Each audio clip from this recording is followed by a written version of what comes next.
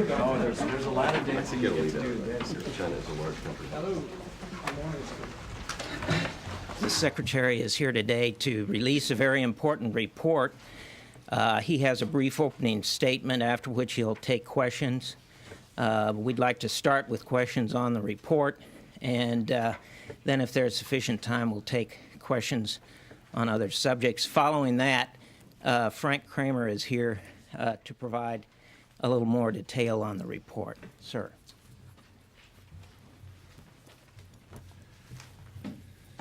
As Mike had just indicated, today I'm releasing the Defense Department's fourth East Asia Strategy Report. And like the three previous reports, it reaffirms the United States' commitment to Asia. It reaffirms our determination to maintain approximately 100,000 soldiers, sailors, airmen, and Marines in the Asia-Pacific. This presence helps us to shape events, to respond to crises, and to prepare for an uncertain future. The report reaffirms our network of alliances with Japan, Korea, Australia, Thailand, and the Philippines. And it reaffirms our commitment to comprehensive engagement with China. It also reaffirms our commitment to the expansion of democracy throughout the region. Asia is not as confident as it was in 1995 when the Department of Defense issued the last East Asian Strategy Report.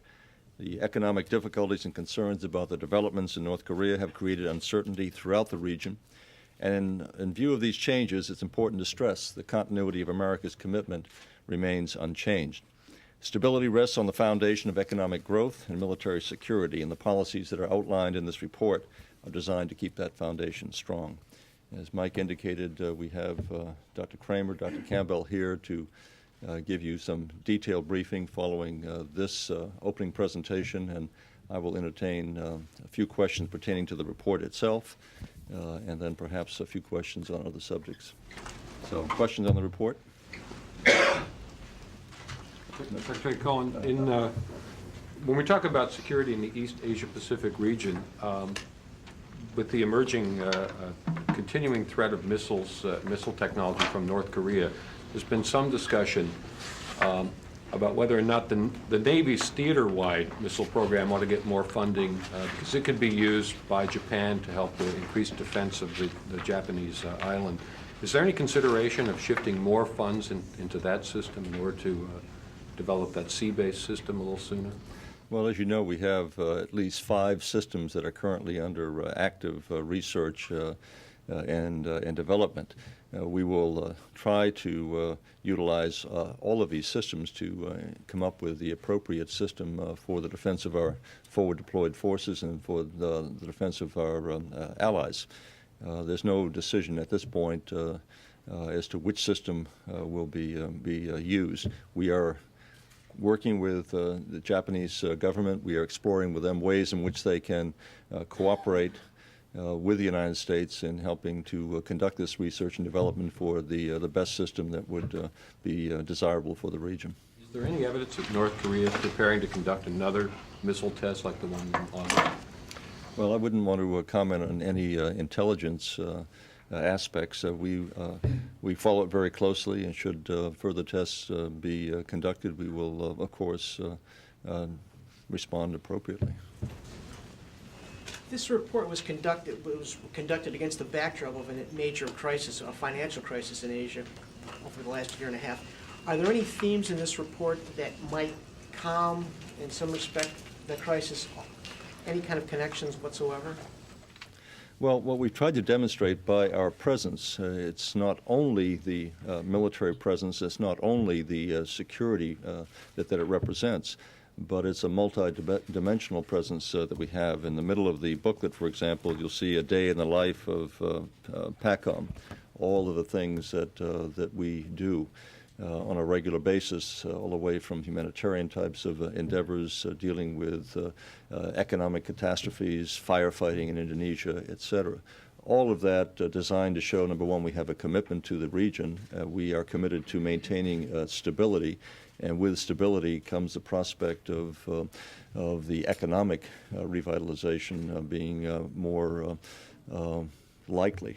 When you have that instability, that it's it's much more difficult for the economic recovery to take place. So we think that through our presence and through the multiplicity of activities that we have, that contributes not only to the security and stability, but also gives a sense on the part of the countries in East Asia, the realization that the United States is committed in the long term to its prosperity and stability. Could I come back to Jamie, your question about North Korea? We are going to continue to urge restraint on the part of the North Koreans as far as the missile testing is concerned. The most recent tests in August, the one that appeared to be a launching of a satellite, has caused great consternation in the region. And so we're going to continue our dialogue with the North Koreans to see if we can't promote greater restraint on their part. And sir, what do you consider to be the most outstanding achievements in the way of furthering the security strategy by the visit of President Clinton to Japan and to Korea, especially with regard to those issues of missiles and the like?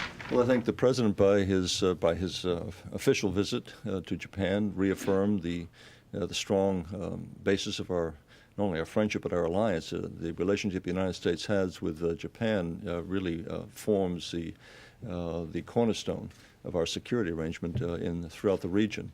And so to go to Japan to conduct talks with the Prime Minister are very important to reaffirm that we'll continue to work with Japan. The economic difficulties they're having, we're going to try to continue to work with them as well, understanding that Japan's economic recovery is also going to be critical to the recovery throughout the region. With respect to South Korea, we also see there that the presence of the president to reaffirm this dual approach, on the one hand engaging North Korea, at the same time making very clear that we have a strong military deterrent that we intend to keep very strong, will serve as a basis for the security of South Korea and throughout the region itself. So the combination of the strong deterrent plus the willingness to indulge in an active engagement policy, we think holds the best promise for maintaining peace and stability in the region. Mr. Secretary, the report said that the 1994 agreed framework deflected a military confrontation in Korea.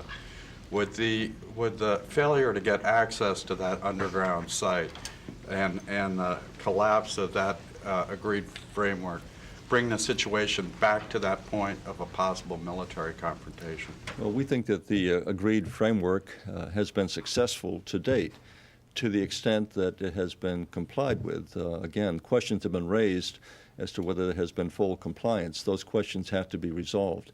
The United States does not intend to pay tribute or to pay compensation in order to carry out a verification of an agreement.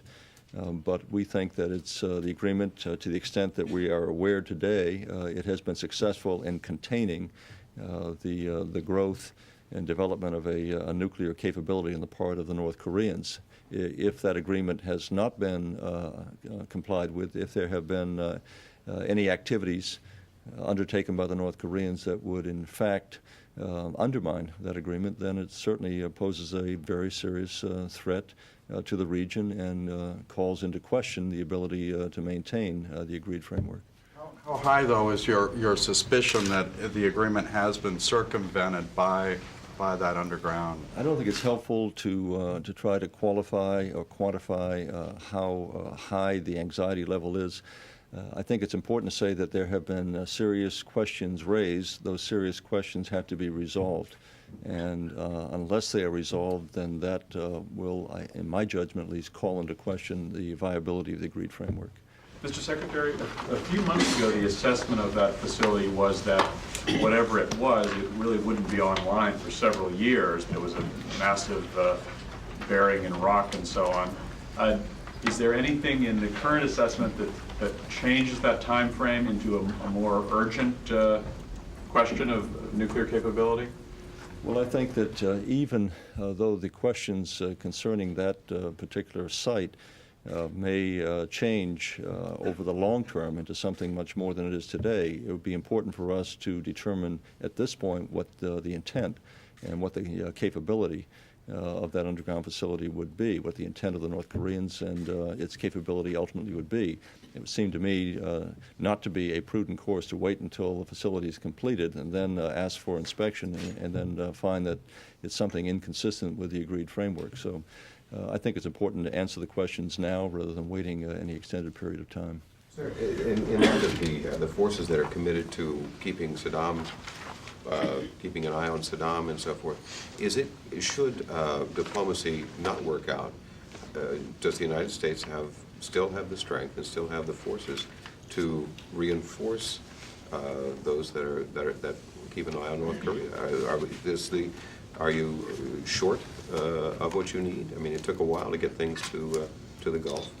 We have in place in the Gulf enough capability to carry out any military option that the President might decide would be required. And so we don't have any hesitation to state that we have enough forces on hand. They can be reinforced, as we saw very quickly, should that be needed.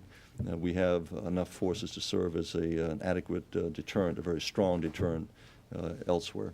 So I don't have any questions of that capability. It hasn't taken long for Iraq and the UN inspectors to have some tension over documents which now Iraq says doesn't exist. How long are you going to let this kind of situation go on before you decide that Iraq is not complying with the free access for UN inspectors? Well, you may recall that back in February I indicated that there were at least two facets to cooperation on the part of the Iraqi government. On the one hand, they had to allow free and unfettered access to the UNSCOM inspection teams. And secondly, they had an affirmative duty to produce documentation as to their past activities.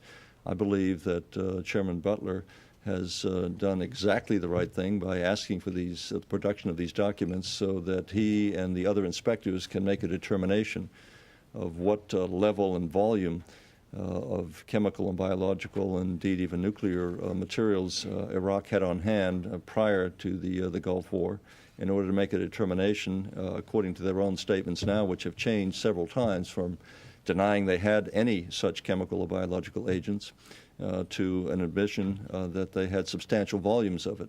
And so what he is trying to determine is whether or not what the Iraqis claim they have done has in fact been carried out. When, for example, were these chemicals or biologicals destroyed, where, under what circumstances, what records were made of the destruction efforts. All of that would be, I think, critically important to determining whether or not the Iraqis, in fact, are cooperating with UNSCOM so it can lead to a determination that they are in compliance with the Security Council resolutions. I think that this is one aspect of it. The inspections will need to continue, and those inspections in combination with the production of documents will be, in my judgment, evidence as to whether or not the Iraqis intend to comply with their obligations or whether they intend to resist them. They say they're not going to turn over those documents. Well, they haven't quite said that yet. They have made a statement that some of them don't exist and others aren't relevant and others have been destroyed. I think that we will have to continue to see the insistence on the production of those documents and a clarification of if documents were destroyed, who destroyed them, under what circumstances, when, where, et cetera. I think a lot of questions have to be asked and answered before there can be any resolution as to whether or not they are, quote, cooperating. Is this free and unfettered access, Mr. Secretary? It sounds as though already you have not gained free and unfettered access. Documents is part of that free and unfettered access. Already, they are not compliant. So already, the United States, a week ago, the U.S. said if we don't get free and unfettered access, we'll go back in. There are two aspects to the free and unfettered, as you pointed out, but the free and unfettered are consistent with the existing resolutions and also with a memorandum of understanding negotiated by Kofi Annan last February. That was one aspect in terms of where the inspectors could go. The production of documents also is a part of it, and as I indicated, that is of equal importance, at least in my judgment, in terms of whether or not they are fully cooperating. To the extent that they fail to do that, and to the extent that they limit the ability of the inspectors to go where they feel they have to go to determine whether any such chemical or biological, indeed even nuclear activity is taking place, then that would certainly manifest a lack of intention to cooperate. Violate both aspects? Is that, are you saying Could they be a have to? combination of either.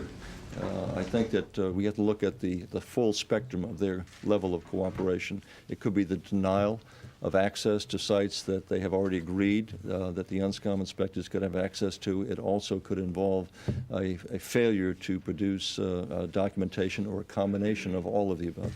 Can Iraq avoid airstrikes simply by claiming that whatever documents the UN wants don't exist or are lost? I'm not going to comment on what would involve or precipitate airstrikes. I think it is up to Iraq to fully cooperate with UNSCOM.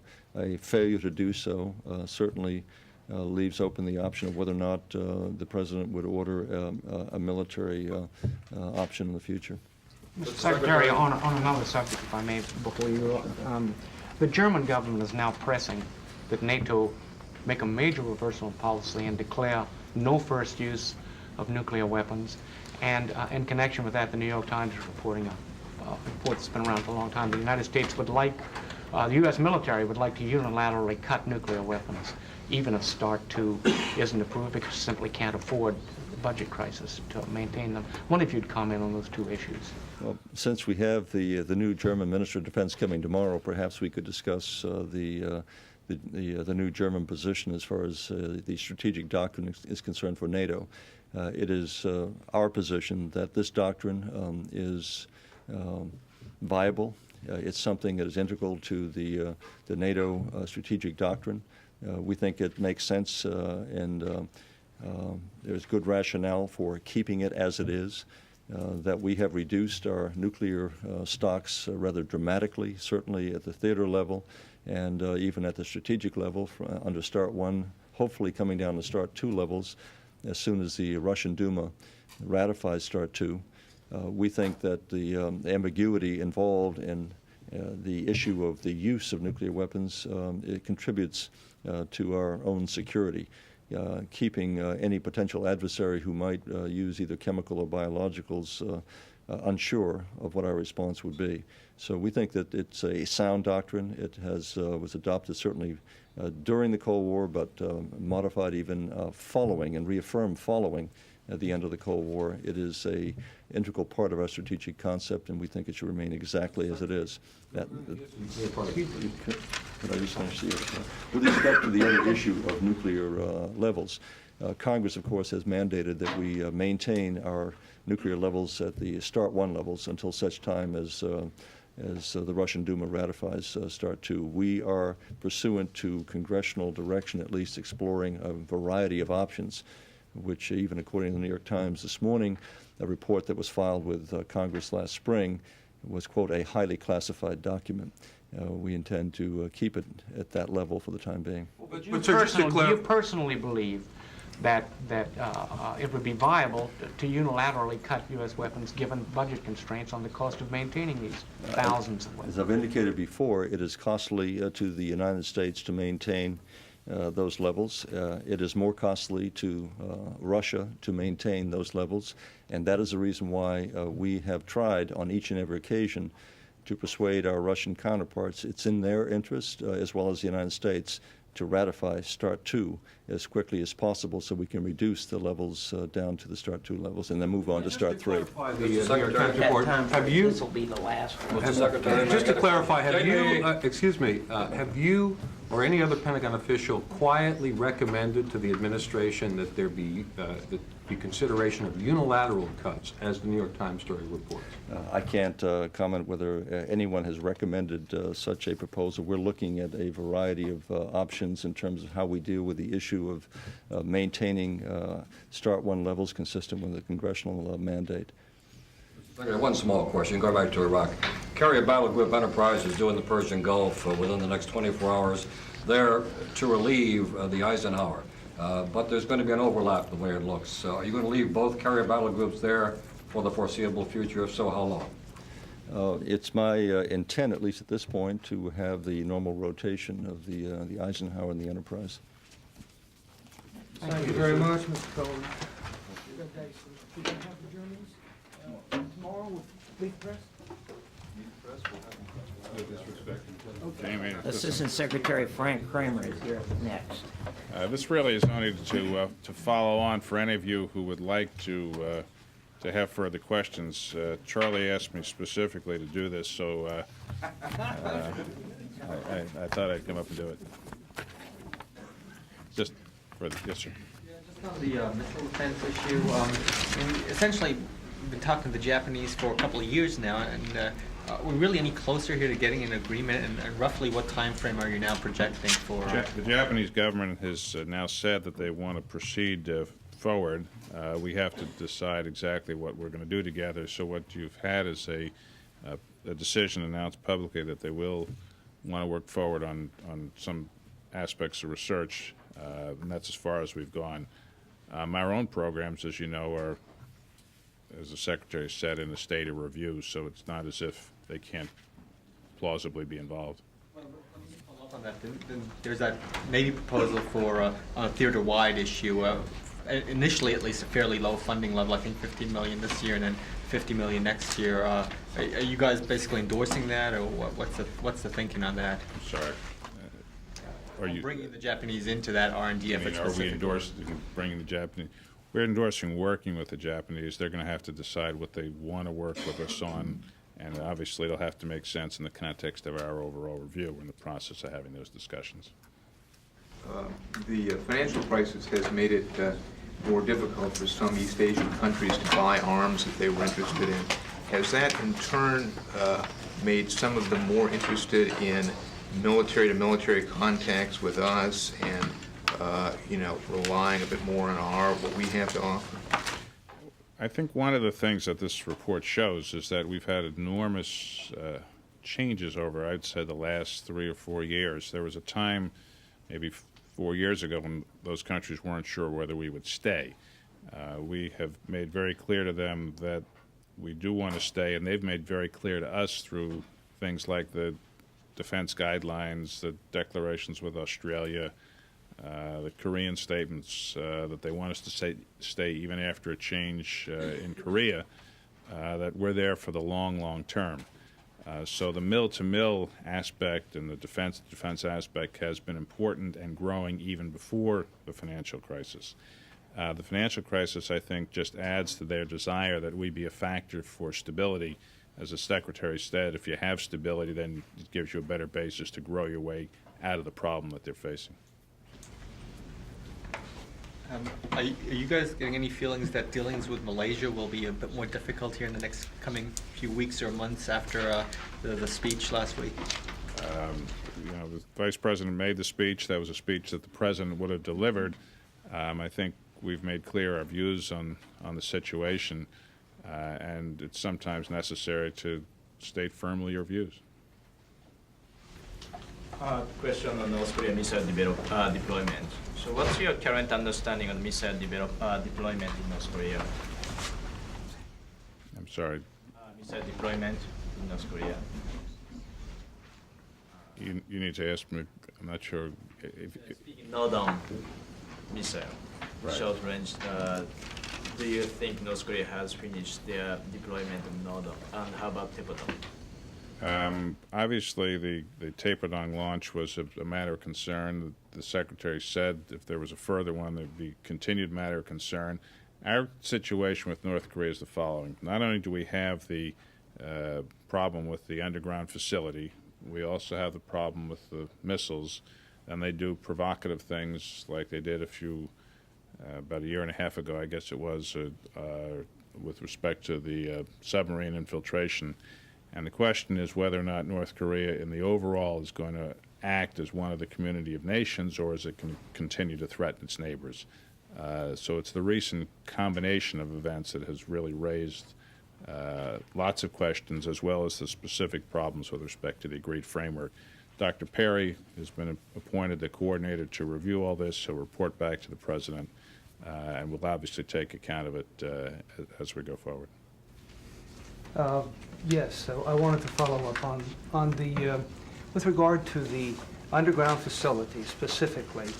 There has been quite a bit of talk about pulling out, the West pulling out of the framework agreement, and I wanted to ask, what's the status now? Will there be more talks, more attempts to reach out to the North Koreans to gain access for inspection of that underground site? And when, in a stepwise, procedural-wise fashion, would the U.S. seriously then be considering a pullout of Quito? I think the Secretary made it fairly clear. We think that it's important to resolve now the questions that this underground facility raises. We're obviously not going to pay a penny in order to do that. They need to demonstrate that they are in compliance with Quito. With respect to the, with respect to the agreed framework. With respect to how precisely we go forward, that's one of the very reasons that we have Dr. Perry to undertake the review. He was here in Washington last week. He'll be here this week, and we'll go forward. And it's just premature to try to give you a time frame. Yeah, sir. U.S. and China have different opinions regarding Taiwan issues, especially arms sales. Do you have any concern this will produce future conflicts between China and the U.S., and why? I think the answer to that is that we, in terms of our relations with respect to China, have been very clear on what we do. The President, for example, went to China. He reiterated our policy. He was the first president to mention publicly in China the Taiwan Relations Act.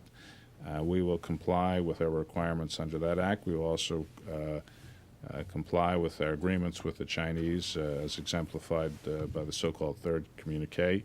And one of the important things, I think, is for us not to have our relations with China dealt with only through the prism of Taiwan. There are many overall compatible and very important interests, and this report actually lays them out. The Chinese benefit greatly, for example, from an overall circumstance of security and stability in the region.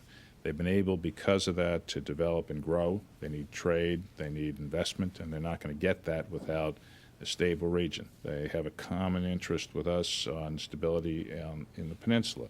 They have said that they are in favor, for example, of a nuclear-free Korean peninsula. And we're working with them in the four-party talks and otherwise. So bottom line, my answer to you is that I think we will be able to meet the requirements that we need with respect to Taiwan, but do it in such a way that we're able to continue to develop our relations with China. Have you already started the negotiation with Japanese government about the replacement of the carrier based on Yokosuka? I mean, will you replace the carrier by nuclear-powered carrier there? No, I don't think we have, Kurt. No, we haven't. Can I ask what the goal of your strategy to North Korea is? Deterrence or the collapse of North Korean regime? And do you consider any change in the strategy to North Korea with regard to recent threat?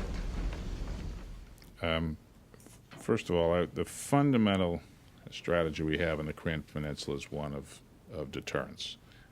We have worked with South Korea for a long time now, more than 40 years, and through a combination of the efforts of the South Korean governments and their own people and the United States involvement there, South Korea has grown and prospered in a way that could only have been hoped for a long time ago. We want to continue that. We want to continue to have South Korea grow and develop. We have every confidence that South Korea will work its way out of the current financial problems, and we will continue to use the U.S. forces there, as well as the possibility, if necessary, that there would have to be more in order to maintain deterrence and allow South Korea to grow. With respect to North Korea's recent overall activities, that raises serious questions for us. It raises questions in the context specifically of the agreed framework, but it also raises the question, why would a country that wants to have good relations undertake so many acts such as the missile launch, which has obviously raised great difficulties in Japan, and we're very sympathetic to those, and we're going to work with the government of Japan on those. Whether we change our strategy or not is specifically what we will look at in terms of Dr. Perry's review, but we will maintain the aspect of deterrence. Is it true what some commentators say that the defense guidelines for Japan will not be really operational until Japan passes the necessary implementing legislation? If that's the case, what has Japan done in this regard? I'm sorry, what has Japan done in this regard? Right. The guidelines themselves are operational. I don't know how many people have actually read them. It's worth taking a look at. What the guidelines do is they create an ability for the U.S. and Japan to work in the context of the current situation that we find in the Asia-Pacific, as opposed to the old guidelines, which were there to deal with the Soviet Union. There are particular aspects with respect to how we would like to be able to operate in Japan that we need the legislation for. But the guidelines themselves contemplate and allow a certain amount of planning and work to go forward.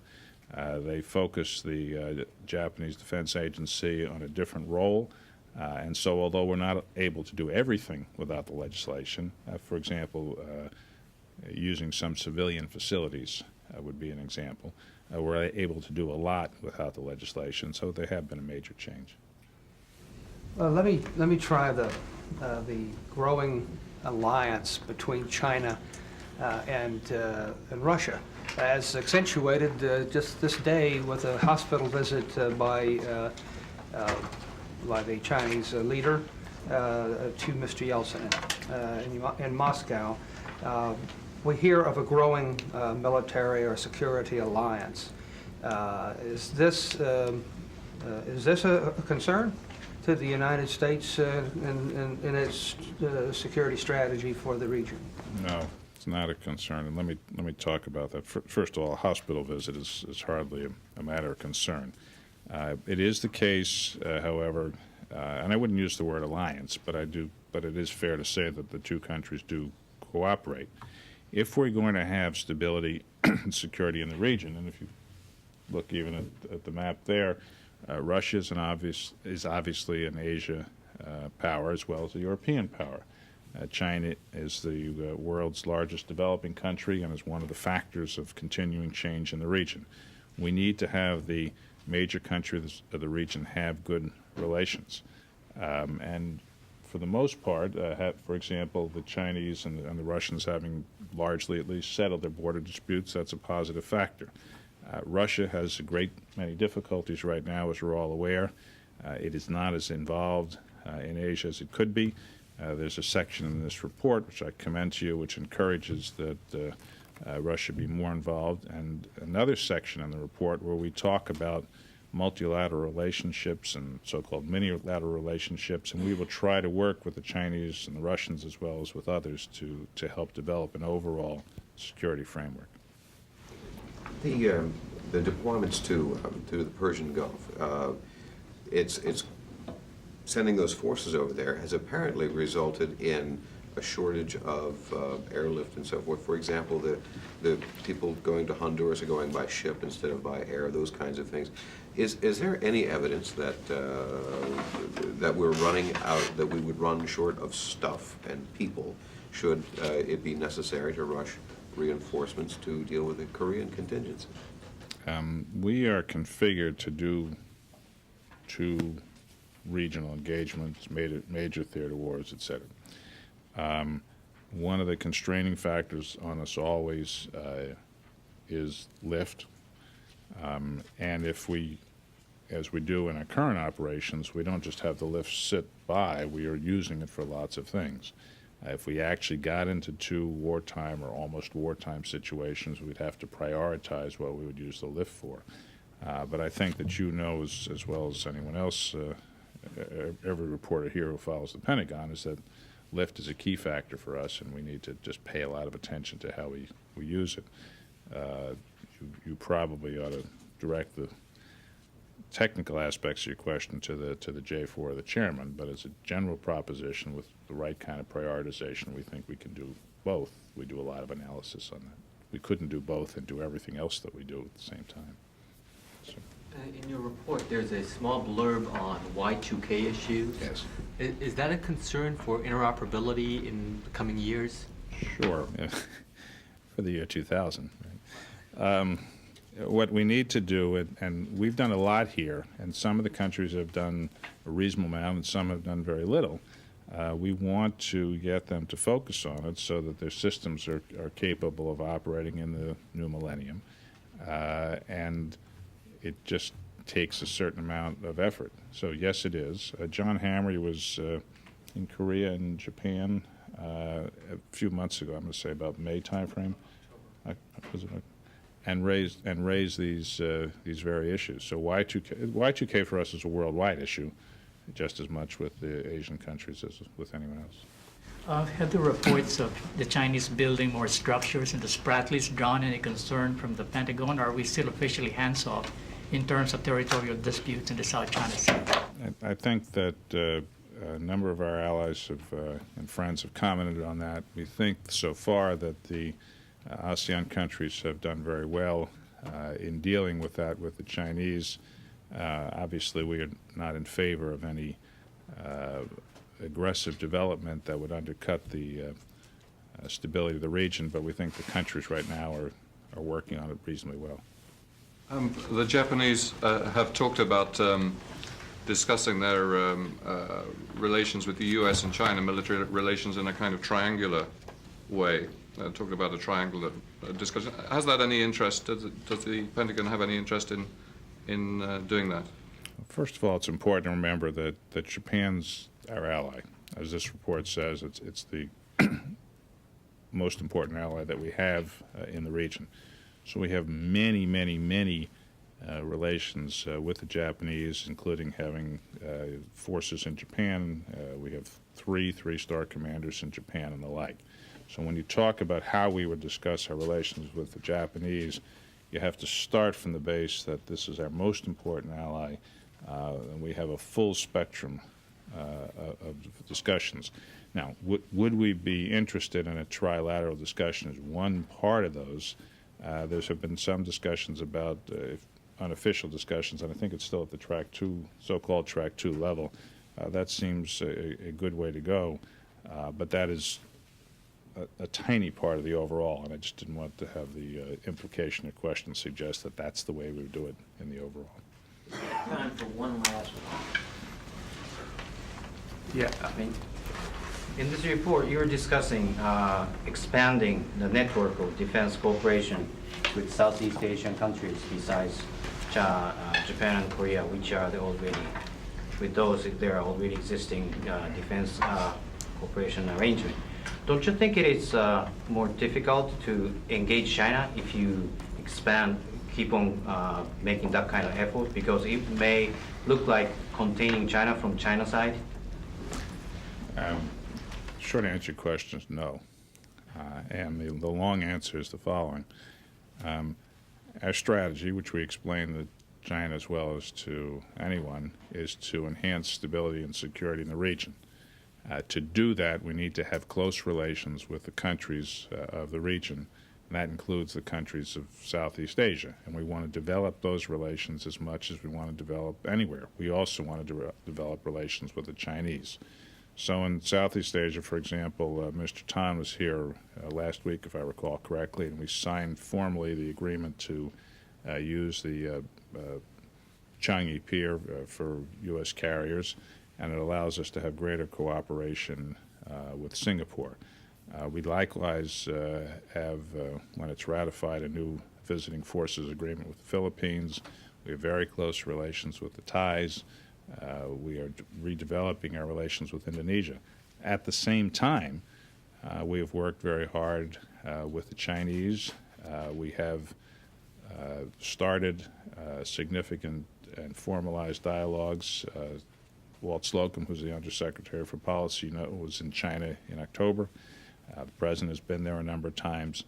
And so what we're doing is we're seeking to reach out to all the countries in the region in such a way, in accordance with the strategy that we have, a strategy of engagement that lets us engage and develop those kind of relationships and makes the use of violence not one of the factors for the region, and then allows the region to go forward and develop politically and economically and culturally.